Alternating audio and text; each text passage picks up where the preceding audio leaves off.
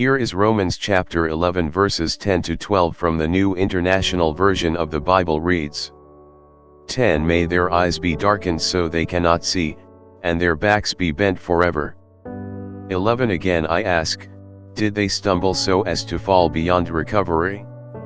Not at all. Rather, because of their transgression, salvation has come to the Gentiles to make Israel envious. 12 But if their transgression means riches for the world, and their loss means riches for the Gentiles, how much greater riches will their full inclusion bring? Expounding on these verses. Verse 10. This verse is a quotation from Psalm 69:23. It reflects a state of spiritual blindness and hardship, which is a part of the judgment that has come upon Israel for their rejection of the Messiah. This is not a permanent condition but part of a larger plan in God's redemptive history. Verse 11. Here, Paul raises a rhetorical question about Israel's failure: is it final? He answers emphatically that it is not.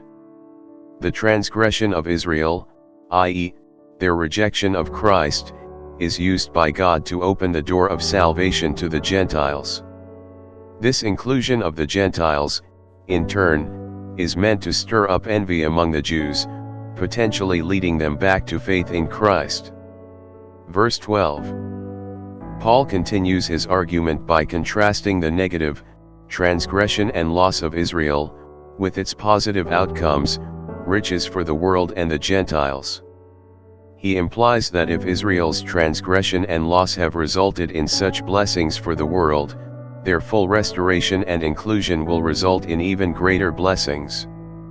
Overall, these verses speak to the mystery of God's plan for salvation, where the rejection of Jesus by Israel leads to the salvation of the Gentiles. This serves as a part of God's grander plan to ultimately bring redemption to all, including Israel.